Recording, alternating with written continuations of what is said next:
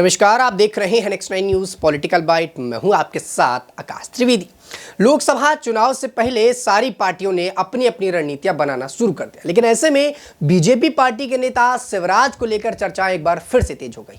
बता दें कि शिवराज को लेकर अब चर्चाएं इस बात की तेज हो गई हैं कि बीजेपी पार्टी शिवराज को मौके नहीं दे रही, राज्यसभा में उनको भेजने का मौका नहीं दे रही, विधानसभा में उन्हें मुख्यमंत्री नहीं बनाया गया। तो क्या अब शिवराज सिंह चौहान को बीजेपी पार्टी से अलग कर दिया जाएगा? क्योंकि झाबुआ में जब यहां पर बैठकें होती हैं तब भी यहां पर पीएम मोदी शिवराज से नहीं मिलते, शिवराज को नदारद करते हैं, जो अपने आप में कई सवाल खड़े करते हैं। क्या इस बार आने वाली लोकसभा के बाद यहां पर शिवराज को नदारद कर दिया जाएगा और शिवराज बीजेपी पार्टी से अलग नजर आएंगे? और क्या ऐसा होता है तो यहां पर शिवराज विपक्षी पार्टियों से जाकर मिल जाएंगे? तमाम सवाल खड़े होते हैं। हमारे साथ नाजमीन जुड़ी है। नाजमीन, आपका बहुत बहुत स्वागत है। मेरा सवाल आपसे रहेगा कि शिवराज सिंह चौहान को लगातार देखा जा रहा है कि बीजेपी नदारद कर रही है, चाहे वो झाबुआ की जनसभा हो, चाहे वो बैठकें हो, सिंधिया को ज्यादा मौके दिए जा रहे हैं, शिवराज को यहां पर ध्यान नहीं दिया जा रहा। क्या शिवराज को बीजेपी यहां भूल चुकी है?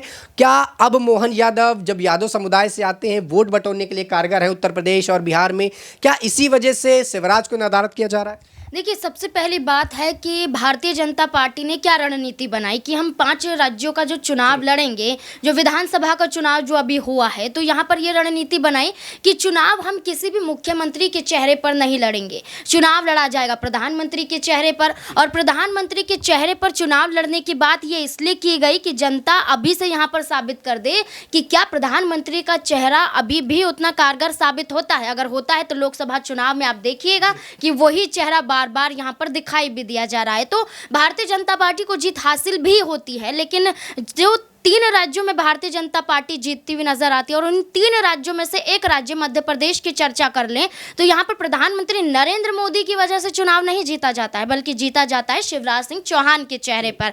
क्योंकि शिवराज सिंह चौहान एक ऐसा चेहरा है मध्य प्रदेश में जो लगातार जनता के बीच जाते हैं, जनता से जुड़े हुए हैं, किसी के भाई हैं, किसी के मामा हैं, तो यहाँ पर किसी के करीबी माने जाते हैं। शिवराज सिंह चौहान ऐसे हैं कि लाडली बहना योजना के तहत महिलाओं के खातों में रकम भेजते हैं। यहाँ पर 1500 भेजी जाए, यहाँ पर 3000 की मांग की जाए, लेकिन शिवराज सिंह चौहान ऐलान करते हैं। इतना ही नहीं, शिवराज सिंह चौहान यहाँ पर ये तक कह देते हैं कि मेरे दरवाजे खुले हुए हैं घर के, आप आ जाइए, कोई भी समस्या है हम उन्हें सुलझाते हुए नजर आएंगे। और शिवराज सिंह चौहान मध्य प्रदेश में ज्यादा बार सत्ता में कायम रहने वाले मुख्यमंत्री के तौर पर भी रहे हैं। तो शिवराज सिंह चौहान को भारतीय जनता पार्टी इतनी आसानी से तो दरकिनार नहीं कर सकती है। इसलिए ये कहा जा रहा है, अगर भारतीय जनता पार्टी ये सोच रही है कि शिवराज सिंह चौहान उम्र दराज हो चुके हैं, शिवराज सिंह चौहान ने तो मुख्यमंत्री कुर्सी पर बैठकर आराम से अपना काम कर लिया है, तो अब उन्हें हटा दिया जाए, तो ये सबसे बड़ी भूल भारतीय जनता पार्टी की यहाँ पर नजर आती है। क्योंकि शिवराज सिंह चौहान अभी भी लोकसभा चुनाव को देखते हुए बड़ी जिम्मेदारियां निभाते हुए नजर आ सकते हैं। आप देखिए, मोहन सिंह यादव को मुख्यमंत्री बना दिया, क्या देखने को मिलता है? मोहन सिंह यादव को कैसे बनाया जाता है कि यादव वोट बैंक को साधा जाएगा, और यादव वोट बैंक को साधने के लिए कभी उत्तर प्रदेश में भेज देते हैं, कभी बिहार में भेज देते हैं। जब उत्तर प्रदेश में जाते हैं तो मोहन सिंह यादव खुद की पार्टी की किरकिरी करवाते हुए नजर आते हैं। आप देखिए, आजमगढ़ में पहुंचते हैं मोहन सिंह यादव, एक मुख्यमंत्री हैं सूबे के, एक राज्य के मुख्यमंत्री हैं, तो उन्हें ये तो मालूम होगा कि आपको आपकी पार्टी अगर आजमगढ़ भेज रही है यूपी के, तो किस विचारधारा के तहत भेज रही है। लेकिन आपको यही नहीं पता है कि जिस बैठक में आप मौजूद है क्लस्टर की, वहां पर बातचीत क्या करनी है, दूसरे नेता यहां पर बोलते हुए नजर आते हैं। तो सवाल खड़े होते हैं कि मोहन सिंह यादव को मुख्यमंत्री बनाकर क्या भारतीय जनता पार्टी ने सही किया? शिवराज सिंह चौहान को दरकिनार करती हुई नजर आ रही है, ये कहीं ना कहीं भारतीय जनता पार्टी को खलता हुआ जरूर नजर आ रहा होगा। वाकई में देखिए, बीजेपी पार्टी ने जो वोट की रणनीति बनाते हुए मोहन यादव को उतारा, अब उस पर अटकलें लगने लगी हैं। क्योंकि मोहन यादव ना तो मध्य प्रदेश की जनता को साध पा रहे, ना बिहार का वोट साध पा रहे, और ना अपनी पार्टी के अंदर अपना वर्चस्व बना पा रहे। ये लगातार देखने को मिलता है। जब देश के अंदर कई यहाँ पर आगजनी की खबरें आ रही थी, तब यहाँ पर मोहन यादव ये बता रहे थे कि आप मेला देखिएगा आने वाला, प्रयागराज का कितना बेहतर होगा, कुंभ मेला देखिएगा, अपनी वाहवाही लुटा। तो ये अपने आप में सवाल करता है कि शिवराज सिंह चौहान चौहान ऐसा करते नजर नहीं आए थे। और जब से मोहन यादव की सरकार आई है तब से ही मध्य प्रदेश में तमाम आगजनी की खबरें, लूटमार की खबरें ज्यादा होने लगी। तो ये अपने आप में भी सवाल खड़ा करता है कि मोहन यादव का जो राजनीतिक नेतृत्व वह सही नहीं और मध्य प्रदेश की जनता के साथ उनकी कमान भी सही नहीं है, जनता के साथ उनका जुड़ाव बेहतर नहीं। लेकिन ऐसे में नाजमीन एक सवाल और खड़ा होता है। यहाँ पर राज्यसभा की बातें की जा रही हैं, कहीं ना कहीं शिवराज को लेकर चर्चाएं तेज कि अब राज्यसभा उनको भेजा जा सकता है, लेकिन अब वो भी होता नजर नहीं आ रहा। दूसरे नेताओं को यहाँ पर बीजेपी मौका दे रही, क्या अब शिवराज सिंह चौहान को ये मौके भी नहीं दिए जाएंगे और क्या उनके लिए लोकसभा चुनाव के बाद कोई बहुत बड़ा पद इंतजार कर रहा है? देखिए, यहाँ पर एक बात ये कहने वाली बात है कि जब राज्यसभा की सीटें खाली हैं और मध्य प्रदेश में 4 सीटें, मतलब टोटल 5 सीटें हैं राज्यसभा की, और भारतीय जनता पार्टी के खेमे में 4 सीटें आती हैं, तो अगर आप शिवराज सिंह चौहान का नाम आगे करते तो राज्यसभा सांसद बन जाते तो अपने आप ही केंद्र में वो जगह पा लेते। तो आप ये देखिए कि शिवराज सिंह चौहान को मुख्यमंत्री नहीं बनाया गया, शिवराज सिंह चौहान को राज्यसभा सांसद नहीं बनाया गया, एक विधायक बनाकर छोड़ रखा है। विधायक के तौर पर शिवराज सिंह चौहान कितनी बड़ी भूमिका अदा कर लेंगे? कुछ नहीं। विधायकी के तौर पर आप और राज्यों में भी देख सकते हैं क्या तस्वीरें देखने को मिल रही हैं कि आपको सिर्फ पार्टी के निर्देशों को पालन करना है, निर्देशों पर चलना है। अगर आप वो निर्देशों का पालन नहीं करते हैं तो आप पार्टी से हटा भी दिए जाएंगे,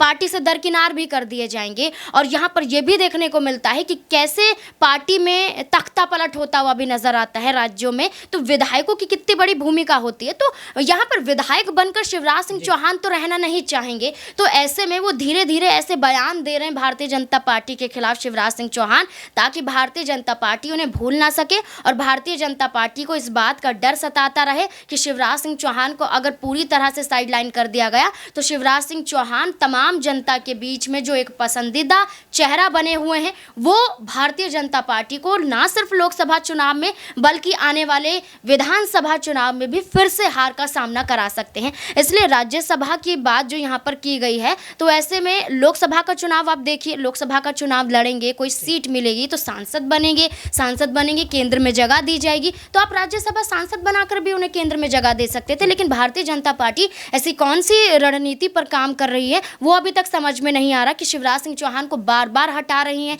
शिवराज सिंह चौहान को मध्य प्रदेश में टिकने नहीं दे रही हैं।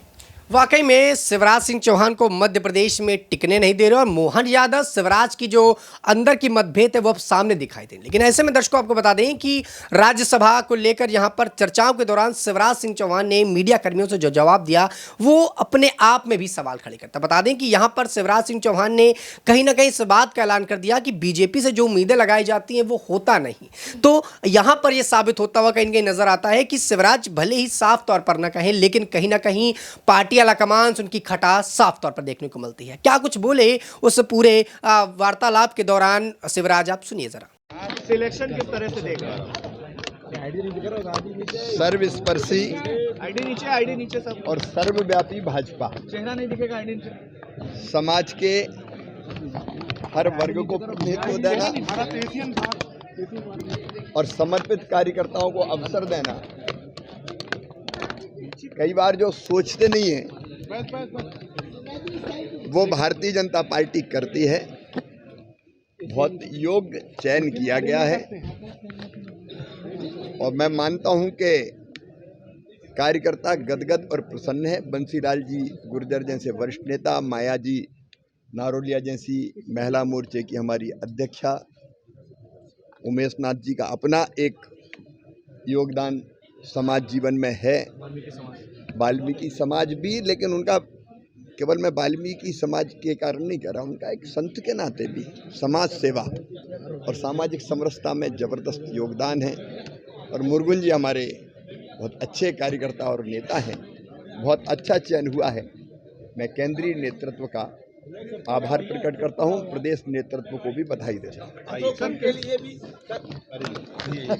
सुना आपने। तो दर्शकों यहाँ पर शिवराज ये साफ करते नजर आए कि भले ही वो मुखरता से ना बोले, वो यहाँ पर स्पष्ट रूप से ना बोले, लेकिन जो पार्टी के साथ उनकी खटपट है, पीएम मोदी के साथ जो खटपट है, वो उनके बयानों के बीच में देखने को मिल जाती है। थोड़ी थोड़ी बातें वो ऐसा बोल देते हैं कि उनके अंदर की जो भड़ास है वो देखने को मिलती है। और ये पहली बार नहीं हो रहा है, ऐसे कई बार शिवराज ये बोलते नजर आए कि पार्टी के साथ उनका रास्ता खासा अब अच्छा नहीं। और देखने को मिला कि बीजेपी पार्टी के मुखिया यहाँ पर खुद उनसे बात नहीं करते, यहाँ झाबुआ में जब रैलियां होती तब भी मुलाकात नहीं करते। तो ये अपने आप में कई बड़े सवाल खड़े करता है। और ये भी समझ में आता है कि क्या अब आने वाले समय में लोकसभा चुनाव के बाद शिवराज के लिए कोई बड़ा पद इंतजार कर भी रहा है या नहीं, क्योंकि पहले ही उम्मीदें थी कि उनको कोई बड़ा पद दे दिया जाएगा, लेकिन अब उस बड़े पद की उम्मीदें भी यहाँ पर खत्म होती हुई नजर आ रही हैं।